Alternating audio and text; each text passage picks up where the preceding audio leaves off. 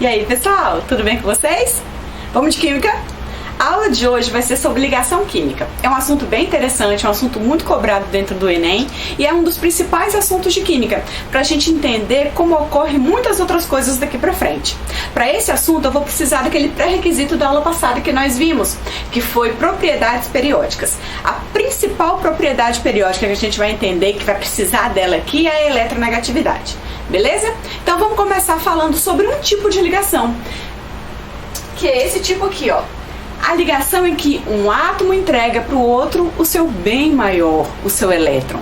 E esse entregar, esse dar o elétron para outro elemento, é isso aí que faz com que um tipo de ligação aconteça, que é o tipo de ligação iônica. A gente não vai falar dos tipos agora. Primeiro, nesse primeiro momento, vai ser um momento de introdução, da gente entender o porquê que esses átomos precisam se ligar. Mas desde já, eu dou um spoiler para vocês. Essa ligação, esse tipo de ligação é a ligação iônica, onde um elemento doa o seu amor, o seu elétron para o outro elemento, certo? Então vamos começar. Os átomos se ligam, na maioria das vezes, para conseguir essa estabilidade, certo? Existem alguns elementos da natureza que já são estáveis e por isso são encontrados sozinhos. A gente vai vê-los, nós vamos conhecê-los daqui a pouquinho. Mas agora, o nosso objetivo é entender por que as ligações químicas acontecem. E acontecem na busca dessa estabilidade. Os elementos que não são estáveis, eles precisam se juntar a outros elementos para conseguir ficar tranquilos. E como que eles se juntam? Através das ligações químicas. Existem três tipos de ligações: as ligações iônicas, as ligações covalentes e as ligações metálicas. E esses tipos nós estudaremos daqui a pouquinho. Mas primeiro eu quero que você entenda o porquê de acontecer essas ligações, certo? Então, aqui no slide está dizendo o seguinte: os átomos, para conseguir essa estabilidade, deram o nome de uma teoria chamada teoria do octeto, ou regra do octeto. Diz o seguinte, que esses elementos eles são estáveis quando eles atingem a sua última camada, 8 elétrons. O que quer dizer isso aí? Lembra daquelas camadas que o átomo tem? Que Bohr que disse, que foi a teoria das camadas? A última camada, quando ela está preenchida com 8 elétrons, significa que esse elemento está estável. Por isso que o nome é regra do octeto. Oct, vem de 8, tá certo? Então, todos os elementos, eles vão se juntar através dessas ligações que eu disse para vocês, para conseguir esses 8 elétrons na última camada, ok? Aqui eu tenho um exemplo, ó. Eu tenho o sódio e tenho o cloro. A união desses dois é para que o sódio doe esse elétron que ele não quer, para que o cloro consiga os 8 elétrons na última camada, certo? Então, essa união, essa junção é um tipo de ligação. Nesse exemplo aqui, um vai dar o elétron e o outro vai receber. É um tipo de ligação iônica. Mas olha aqui embaixo, onde eu tenho 2 átomos de hidrogênio.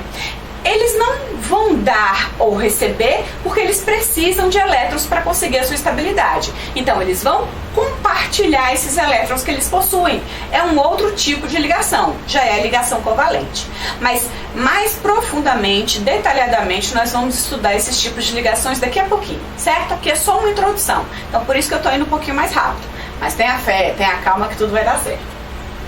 Bom, agora eu vou falar sobre aqueles elementos que já são estáveis. Esses caras da tabela, os chamados nobres da tabela, eles têm esse nome porque eles já são estáveis, não precisam se juntar a ninguém. Ou seja, são os individualistas da tabela periódica, são os autossuficientes. Eles não se juntam porque eles já conseguiram essa estabilidade. Já conseguiram porque eles apresentam os 8 elétrons na última camada. A gente fala que aqui, nos gases nobres, o octeto está completo, ou seja, se eles já possuem os 8 elétrons, eles não precisam se envolver com mais nenhum outro elemento, tá bom?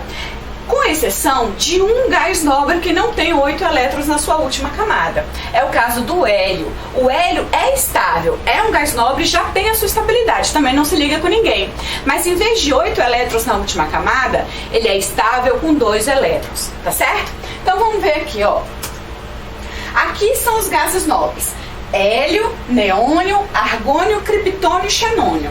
Todos esses gases, eles têm a sua estabilidade e são encontrados dessa forma na natureza. São encontrados sozinhos, não estão ligados a ninguém. Por que eles estão sozinhos? Porque eles são estáveis dessa forma. Eles já conseguiram atingir aquela regra do octeto que a gente viu agora, tá bom? Bom, aqui tem a configuração eletrônica desses gases nobres. Essa configuração eletrônica é importante que você entenda para compreender a relação desses elétrons com o tipo de ligação química que fazem, certo? Vamos entender rapidinho como ela funciona.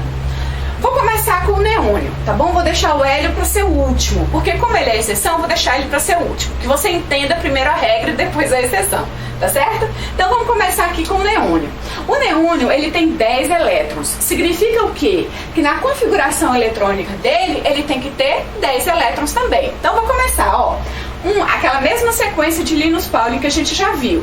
1s2, 2s2, 2p6. Então vamos ver quantos elétrons o neônio tem. 2, 4, 10. 10 elétrons é o que ele precisa. Olha as camadas do neônio. Ele tem a camada 1, que é esse númerozinho que está na frente. Ele tem a camada 2. Só que na camada 2, olha, veja de amarelinho. Na camada 2, quantos elétrons ele carrega nessa última camada, que é a última camada do neônio A2? Então ele carrega 2 em um S e 6 no P. Então 2 mais 6, 8. Então eu digo que o neônio, ele tem 8 elétrons na última camada. Ele obedece à regra do octeto. Então eu digo que o neônio, ele está estável, certo? Vamos para o próximo, vamos para o argônio. Então eu tenho a mesma configuração eletrônica, porque o argônio, ele tem 18 elétrons. Então eu vou distribuir naquela sequência eletrônica 18. A última camada do argônio é a 3. Por quê? Porque é o maior número que eu tenho aqui na frente. E na última camada, quantos elétrons o argônio tem? 2 mais 6, 8. Então eu digo que o argônio também tem 8 elétrons na última camada. Obedece a regra do octeto? Obedece. Então ele está estável. O argônio é encontrado sozinho na natureza, certo? E se eu for analisar de todos apresentam 8 elétrons na última camada. Tá bom? Olha, a última camada do criptônio tem um 3 aqui, mas a última camada é o 4, ó. Então eu tenho 4, 2, 4, 6 mais 2, 8. 8 elétrons na última camada, tá certo? Com exceção aqui, eu tenho o hélio. Se você for perceber, o hélio é o segundo elemento da tabela periódica. E ele tem um número atômico igual a 2. Então qual é a configuração eletrônica do hélio? 1s2. Qual é a última camada do hélio? 1. O que a gente entende aqui? Que a exceção à regra diz o seguinte, que o elemento, ele tem 8 elétrons na última camada, ou na camada K, que é a primeira camada, ele tem 2 elétrons, certo? Então a regra do octeto diz o seguinte: para conseguir estabilidade, o elemento precisa de 8 elétrons na última camada, ou ter apenas uma única camada, que é a camada K, com 2 elétrons. Então o hélio satisfaz a regra do octeto? Satisfaz, porque na regra eu ainda tenho um quesito a mais, que é de apresentar 2 elétrons em uma única camada que ele apresente, que é a camada K. Vou contar um segredinho para vocês. O hidrogênio, ele acompanha o hélio, então ele também vai junto com o hélio para conseguir esses 2 elétrons na sua última camada, que é a camada K. Mas vamos falar disso depois, certo? Entenderam aqui? Vamos para frente. Nesse slide é só uma charge para você entender que eu tenho 2 elementos brigando pelo elétron. Eu tenho o hélio, que é o He, que está lá pouco se lixando, e tem o flúor, que está fazendo uma força danada. Por que o flúor? Na aula passada a gente viu que o flúor era o elemento com maior eletronegatividade. O que quer dizer isso? Vamos relembrar. Eletronegatividade é a força de atrair elétrons. Então ele quer atrair o elétron do hélio para conseguir ficar estável, porque ele precisa de um elétron para isso. Mas o hélio vai deixar? Por que o hélio não deixa? Porque o hélio já é estável. O hélio é um gás nobre. Com esses 2 elétrons que ele tem na última camada, ele não precisa se ligar a ninguém. Então ele fala pro flúor: flúor, lute aí pelo seu elétron, porque comigo você não vai conseguir. Certo? Então é só uma relação para que você compreenda que o gás nobre, ele não quer se ligar a ninguém, porque ele já é estável dessa forma, ok? Bom, vamos falar agora da tendência desses elementos. Para entender a tendência dos elementos, a gente precisa ter um conceito na nossa mente chamado de valência. O que é a valência do elemento? É a tendência que esse elemento possui, certo? Lá na aula de propriedades periódicas, nós vimos duas propriedades muito importantes. Uma propriedade é chamada de eletronegatividade, que é a tendência que o elemento tem de atrair elétrons. E vimos também que essa propriedade é mais comum nos ametais. O que quer dizer isso? Que os ametais, eles terão tendências de puxar elétrons para si. Eles gostam de elétrons. A outra propriedade que nós vimos é a propriedade da eletropositividade, que é contrária à eletronegatividade. A eletropositividade, os elementos não gostam de elétrons e se livram dos elétrons da sua última camada para conseguir ficar estáveis, certo? Então, a eletropositividade, a tendência é doar esses elétrons da última camada. E por isso eles vão ficar positivos. Quem é que faz isso com mais frequência? Os metais. E a eletronegatividade é a tendência de receber esses elétrons. Então, quando eu tenho uma tabela periódica, eu preciso entender qual é a tendência desses elementos. E o nome para a tendência na química é a valência. Então, eu preciso saber qual é a valência dos elementos. Bom, para entender melhor a questão da valência, tem esse slide aqui. Vamos tentar compreender o que ele está falando, certo? Primeiro, a gente tem que analisar a tabela periódica. E nós vimos que a tabela periódica é dividida em duas partes. Esses elementos que são dos grupos representativos, que são os elementos das extremidades da tabela, e os elementos de transição, que são esses elementos que estão no centro da tabela. Tem variação em relação à valência? Tem.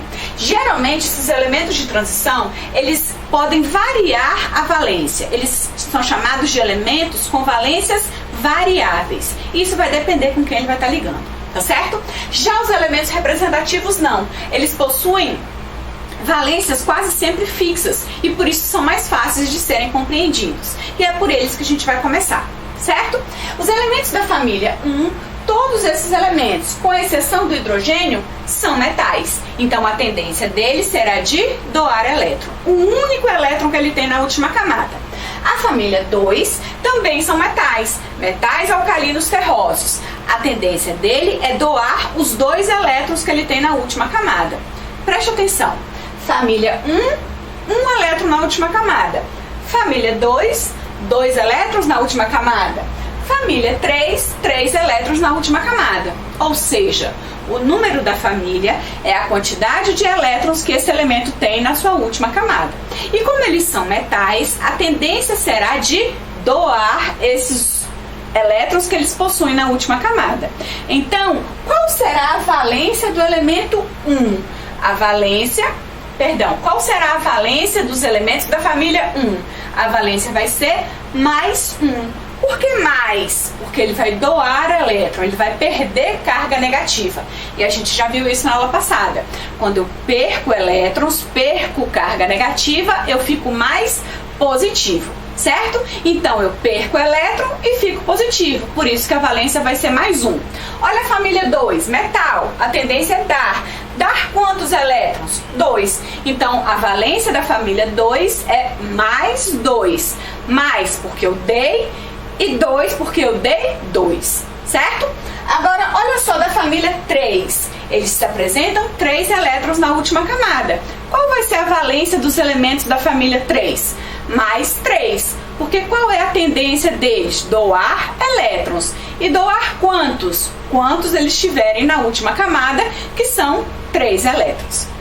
Entendido até aqui, pessoal? Então, até a família 3 é bem tranquilo. Mais 1, mais 2 e mais 3. A partir da família 4, fica um pouquinho diferente. Por quê? Na família 4, por exemplo, que é a família do carbono, eu tenho elementos que são metais e tenho elementos que são ametais ou não metais. Os metais vão continuar na mesma tendência de dar os elétrons que eles têm na última camada. É o caso, por exemplo, do chumbo. Então, o chumbo pode ser também, o chumbo tem uma valência variável, mas ele pode ser mais 4, porque ele vai ter a tendência de dar 4 elétrons, tá certo? Mas ainda tenho aqueles elementos como o carbono, por exemplo, que são ametais. E aí eles não vão querer dar os elétrons. Por que eles não vão dar? Porque ele tem a eletronegatividade alta, então ele vai querer receber esses elétrons e por isso vão ficar negativos. Quando eu recebo elétron, eu recebo carga negativa e por isso fico negativo. Lembra disso? Íons que a gente viu nas aulas passadas? Então o carbono, por exemplo, ele tem 4. Ele precisa receber 4 elétrons para conseguir atingir os 8 elétrons na última camada. Então, a partir da família 4A, a gente diz que a tendência, como é receber elétrons, eu preciso receber a quantidade de elétrons para conseguir chegar a 8 elétrons na última camada. Entendam, não é difícil. Olha para cá. Eu tenho então a família 5. A família 5 tem quantos elétrons na última camada? 5 elétrons na última camada. Quantos elétrons precisa para conseguir atingir a regra do octeto? Se eu tenho 5, eu preciso de 3. 5 mais 3, 8. Consegui chegar ao octeto. Então, qual é a valência dos elementos da família 5? Como, por exemplo, o nitrogênio? Menos 3. Menos, porque eu vou receber, e receber quantos? 3 elétrons, para conseguir ficar com 8. Eu tinha 5, mas os 3 que eu recebi, 8, certo? Agora a gente vai para a família 6, que é a família do calcogênio. Temos como, por exemplo, aqui o oxigênio. O oxigênio, se ele é da família 6, ele tem 6 elétrons na última camada. Quantos elétrons ele precisa receber para poder ficar com 8? 2. Então a valência do oxigênio vai ser menos 2. Já a família dos halogênios, que é essa família 17 ou a família 7A, apresentam 7 elétrons na última camada. Então eles precisam receber apenas um elétron para poder ficar com 8. E essa galera aqui do gás nobre precisa receber quantos? Nenhum, porque todos eles já são estáveis. Então entendam, valência é a tendência que o elemento tem, ou de dar o elétron e ficar positivo, ou de receber o elétron e ficar negativo, certo? Eu tenho uma tabelinha aqui que fala justamente isso que a gente aprendeu aqui. Então, família 1A perde um elétron. Qual é a valência dele? Mais 1. 2A perde 2 elétrons. Qual a valência dele? Mais 2. E assim por diante. Certo? Compreenderam? Vamos pra frente. Bom, aqui ó, é só para você entender quando a gente fala essa questão de perder ou ganhar dentro da configuração eletrônica.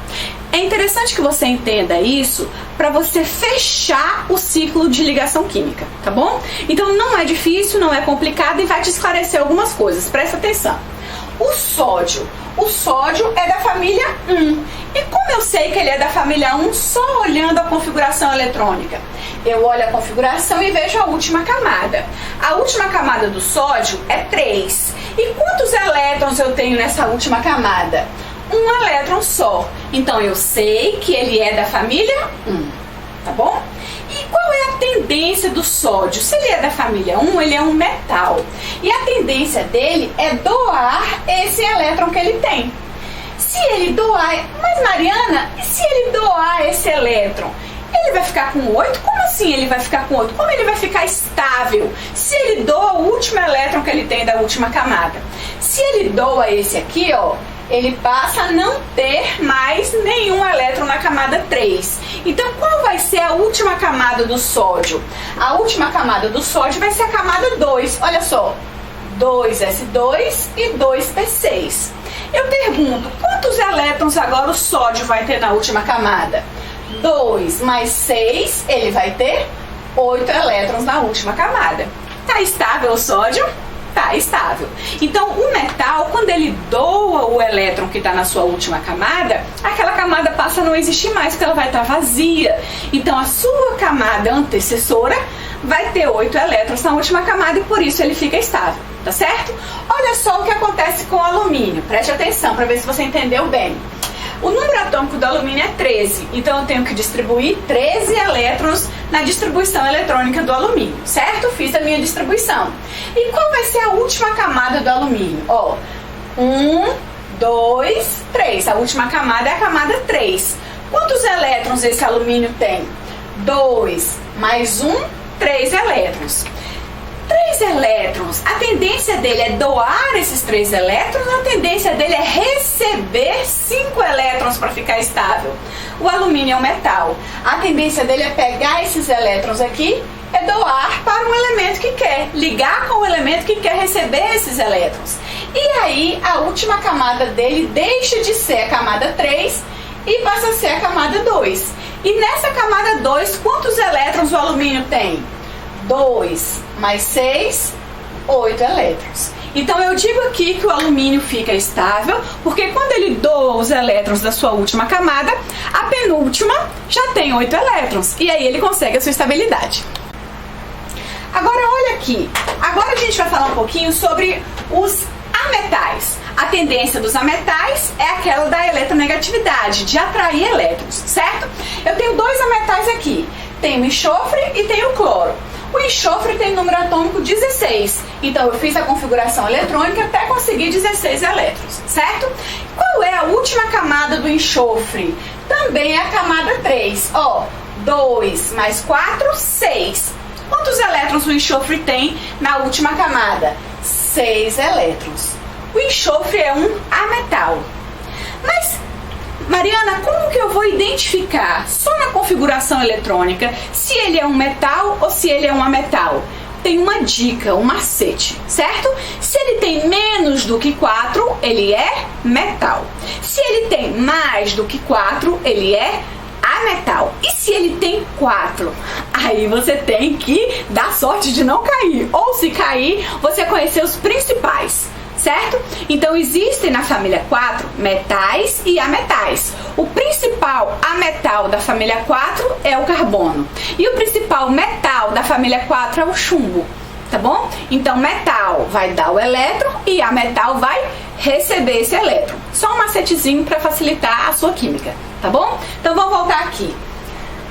O enxofre, então, tem 6 elétrons, mais do que 4. Qual é a tendência do enxofre? É receber elétrons. A valência do enxofre, então, vai ser a quantidade de elétrons que ele precisa receber para atingir o octeto, para chegar a 8 elétrons. Então, eu tenho 6. Quantos elétrons ele precisa para poder chegar a 8? 2 elétrons. Por isso que a valência do enxofre vai ser menos 2, porque ele precisa receber 2. Vamos para o cloro agora. O número atômico do cloro é 17. Tem aqui a configuração eletrônica toda do cloro. E a última camada do cloro é a camada 3. Ó, 3s2, 3p6. Sempre a última camada vai ser a 3? Não, coincidentemente esses elementos todos foram 3, mas a camada pode ser a 4, a 5, a 6, a 2, isso independe, tá bom? Você vai analisar qual é o maior número que vem aqui na frente. Beleza? Então aqui a última camada é 3. Quantos elétrons eu tenho nessa última camada? 2 e 5. 2 mais 5, 7 elétrons. Quantos elétrons o cloro precisa receber para poder chegar a 8 elétrons? Ele precisa receber 1. Por isso que a valência do cloro é igual a menos 1. Ok? Então, nos ametais, a valência é o que precisa para poder chegar ao octeto. Nos metais, a valência é a tendência que eles precisam doar o elétron, a quantidade de elétrons que eles têm na última camada e que eles doam. Agora a gente vai falar sobre a classificação desses tipos de ligações. Ou seja, as ligações são classificadas em 3 tipos, como eu disse lá no início. Ligações iônicas, ligações covalentes e ligações metálicas. O primeiro tipo que a gente vai ver, que é o título desse vídeo de hoje, vai ser ligação iônica. O nome diz iônica, vem de íons. O que são íons mesmo? São aqueles átomos que apresentam cargas. Então, numa ligação iônica, eu vou ter a presença de carga positiva e carga negativa, certo? Então, uma das características da ligação iônica é apresentar esses íons. Um que vai doar elétrons e um que vai receber elétrons. Por isso, em uma ligação iônica, eu sempre tenho a ligação entre aquele que gosta de dar com aquele que gosta de receber. Por isso que a gente diz que é uma ligação perfeita. Quem é aquele que gosta de dar? Os metais. Quem são aqueles que gostam de receber os elétrons? Os ametais. Então, a tendência dos metais é ficarem positivos e por isso são chamados de cátions. Já as tendências dos a metais, como são eletronegativos, é de ficar negativo e por isso são chamados de ânions. Olha só o exemplo que eu tenho aqui. Eu tenho o sódio e tenho o flúor. O sódio tem um elétron na última camada. O flúor tem 7 elétrons na última camada. O sódio tá louco para dar esse um elétron que ele tem. E o flúor tá louco para receber esse um elétron para poder ficar com 8 na última camada. E aí, então, eu tenho a união perfeita, uma ligação forte entre dois elementos que se juntam pelas tendências que eles possuem. O sódio, a tendência de dar elétrons e ficar positivo. O flúor, a tendência de receber esse elétron e por isso ele vai ficar negativo. Eu tenho então cátion e ânion em uma ligação química. Por isso que essa ligação é tão forte, porque o que une aí é a alta diferença de eletronegatividade. Um é muito eletropositivo e o outro é muito eletronegativo, ok? Só uma chargezinha para quebrar o rigor da química, certo? Olha só, eu tenho esse átomo que está apaixonado pelo outro átomo e dou o que ele tem mais precioso, que é o elétron da última camada. Então aceito esse elétron como prova do meu amor, ou seja, essa ligação é uma ligação do tipo iônica, onde um elemento dá, o outro recebe.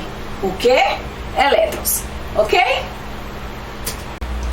Agora a gente vai falar sobre as características dos compostos iônicos. No Enem, isso cai da seguinte maneira: ele te dá lá as características, um textão sobre características de alguns elementos e perguntam se esses elementos fazem ligação iônica, covalente, são iônicos ou são moleculares. E aí, analisando as características, você vai ter que identificar que tipo de elemento é esse, certo? E como que a gente consegue identificar? Quais são essas principais características? É isso que a gente vai ver aqui agora.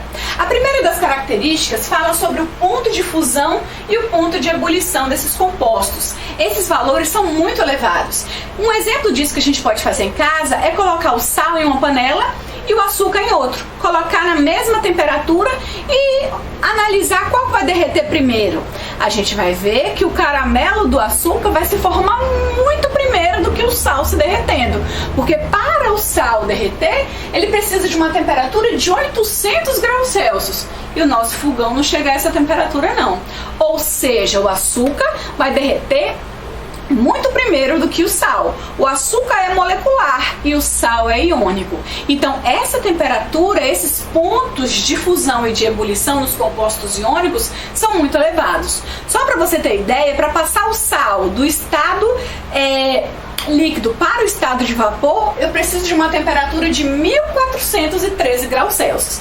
É muito graus Celsius, né? Então, o que a gente tem que levar daqui? Que os compostos iônicos apresentam pontos de fusão e ebulição muito maiores do que os compostos moleculares, tá? Que a gente vai estudar logo logo. Segunda característica, os compostos iônicos são bons condutores de corrente elétrica. E aí tem uma experiência que geralmente a gente faz no ensino médio, no ensino fundamental, para ver a condutibilidade elétrica de determinados elementos. Então você pega a água, que é um solvente universal, e coloca essa água misturada com açúcar e a água misturada com sal. E coloca ali uma corrente elétrica para poder acender uma lâmpada. A água com açúcar vai acender a minha corrente elétrica? Vai acender a minha lâmpada? Não vai, porque o composto molecular, ele é um péssimo, ele conduz muito mal a eletricidade. Mas a água com sal, sim, conduz com grandeza. Ou seja, aqui a lâmpada acendeu, por quê? Porque a água, ela fez um papel de separar os íons que estão presos dentro do cristal de um composto iônico. O que quer dizer isso? Se eu pego um punhadinho de sal e coloco essa corrente e ligo a lâmpada, essa lâmpada não acende. É o exemplo que está aqui. Ó, eu tenho sal puro, tenho o fio aqui dentro, ligado na tomada, e tenho aqui a lâmpada. Vejam que essa lâmpada não acendeu. Por que não acendeu? Atenção a essa informação. Porque quando o sal ou quando qualquer composto iônico está no estado sólido, esses íons, o positivo e o negativo, eles se anulam, ou seja, a carga elétrica está ali anulada.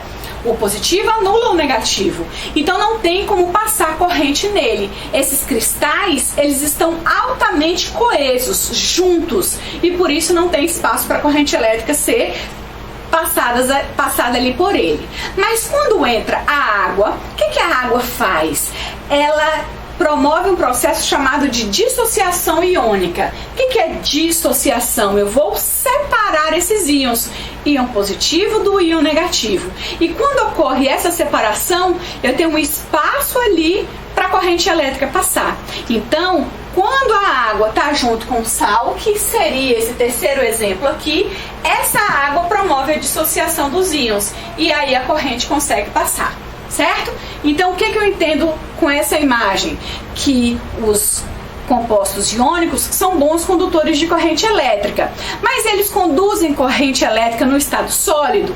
Não. Ou no estado fundido, o que quer dizer isso? Derretido, ou no estado aquoso. O que quer dizer isso? A substância misturada com a água. Aí a água ajuda nesse processo de transmissão da corrente elétrica. O outro ponto é que, aqui ó, esse é o exemplo, tá vendo? Eu tenho o cristal de sal e esses cristais estão muito coesos, muito juntinhos. Não permite assim a passagem da corrente elétrica, tá certo? Bom, esse talvez seja o ponto mais importante da aula de hoje. A gente montar uma fórmula iônica. Como que eu consigo chegar na fórmula do composto? Certo? Antigamente, a gente tinha que saber fazer a fórmula e dar o nome desse composto. Hoje no Enem, a fórmula é bastante cobrada, mas o nome muitas vezes já está lá. Você conhecer o nome das substâncias é importante para você, porque vai te ajudar em algumas das situações. Mas dar o nome das substâncias formadas, isso a gente já não é tão usual dentro do Enem. Tá bom? Então, que bom, é menos uma coisa, certo? Então vamos entender como que a gente pode fazer a fórmula de um composto iônico. Primeira coisa, a gente entende que um composto iônico, ele é formado por um metal e um ametal. Sempre o metal, ele vem no começo e o outro é o ametal, tá certo? Então, dentro de um composto iônico, eu tenho metal e ametal. Em cima desse metal, eu coloco a sua valência. Então, quem é a valência do C, do metal C? É X. Quem é a valência do ametal A? É Y. Certo?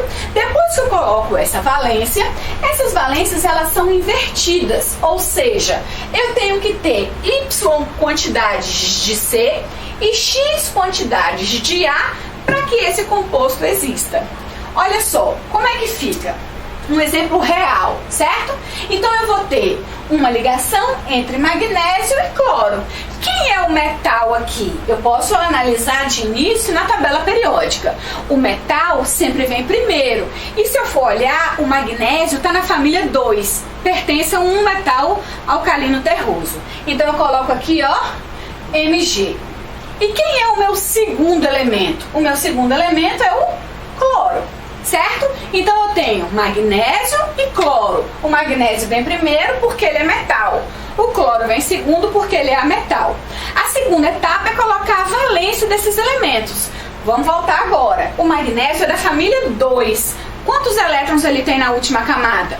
2. E a tendência dele é doar esses 2 elétrons porque ele é um metal. Então a valência dele vai ser mais 2, porque ele vai doar esses 2 elétrons. E o cloro? O cloro é da família 17, ou a família 7A.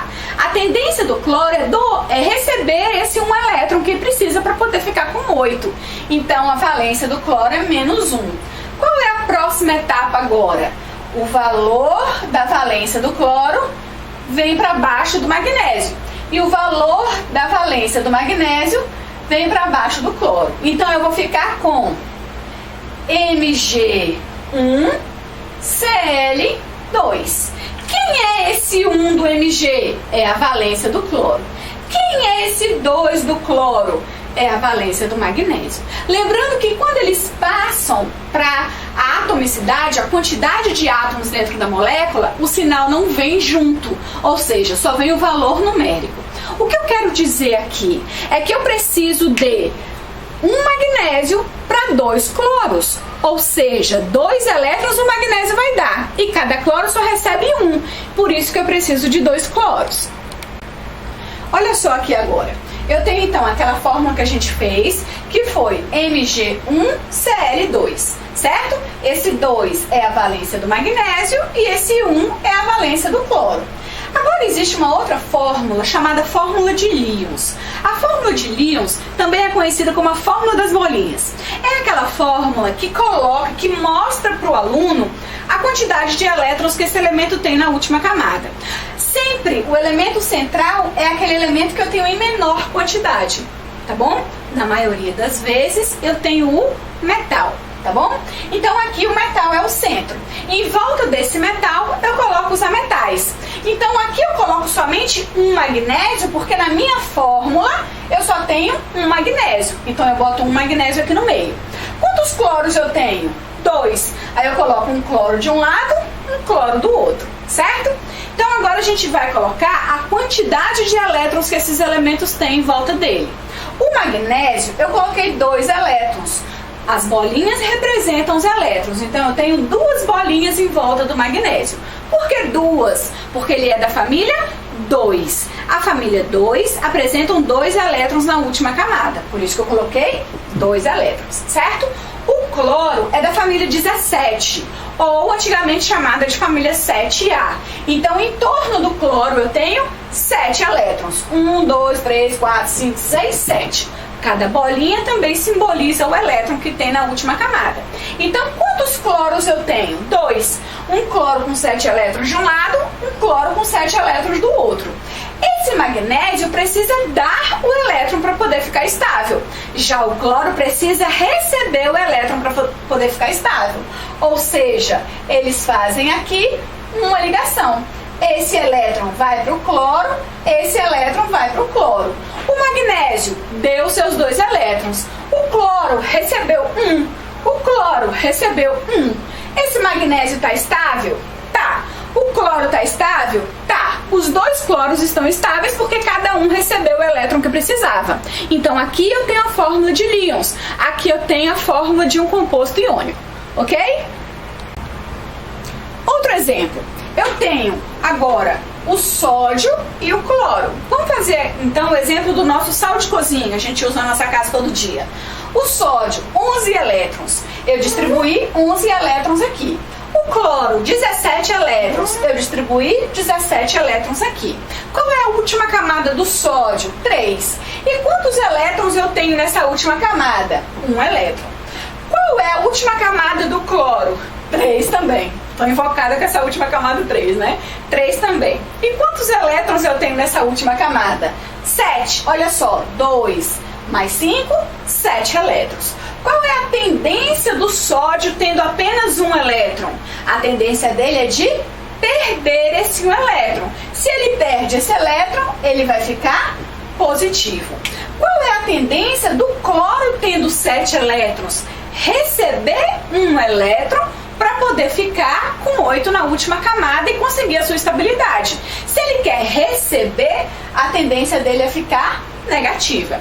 Então, como fica a fórmula que a gente aprendeu a fazer? Olha, eu tenho o sódio e tenho o cloro. Qual é a valência do sódio? É perder 1. Então, vai ser mais 1. Qual é a valência do cloro? Ele precisa ganhar. Ganhar quantos? 1 também. Então, a valência dele é menos 1. O que eu faço com esses valores que nós já vimos? Eu vou inverter esses valores. Qual vai ser a minha fórmula? NaCl. Ou seja, eu vou ter um sódio e um cloro. Mas, Mariana, eu não preciso deixar esse 1 lá embaixo? Não. Quando o número é 1, a gente não coloca lá embaixo. É facultativo colocar. A química diz que é facultativo, mas nunca a gente encontra isso nos exemplos, tá bom? Então não precisa colocar 1 aqui embaixo, não. Certo? Fica a fórmula NaCl.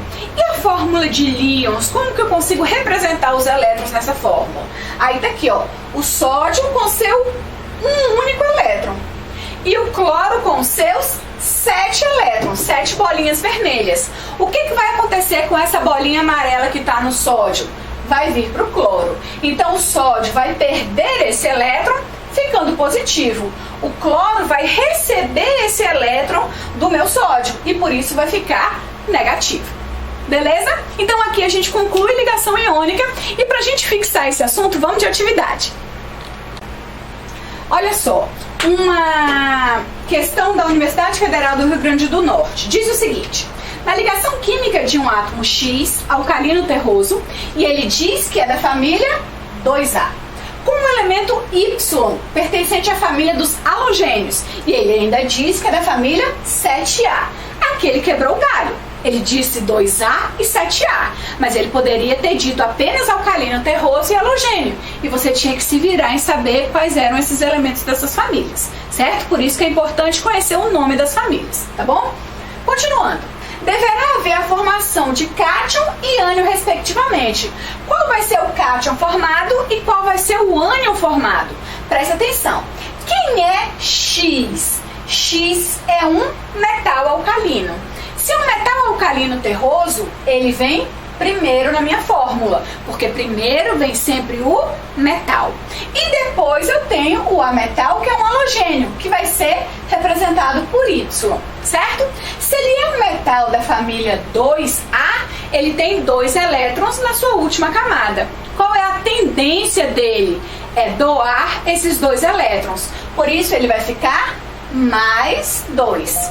E o Y? Qual é a tendência do Y? Se ele é da família 7, a tendência dele é receber a quantidade de elétrons que faltam para ele chegar a 8 e conseguir chegar à regra do octeto. Se ele tem 7, ele precisa apenas de 1.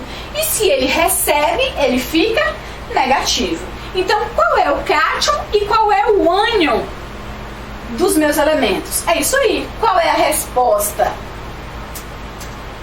Letra C, X mais 2, Y menos, ou menos 1. Beleza? Bom, a gente conclui com isso a ligação iônica, espero que vocês tenham entendido. E qualquer dúvida, bota aí nos comentários, ok? Até ligação covalente!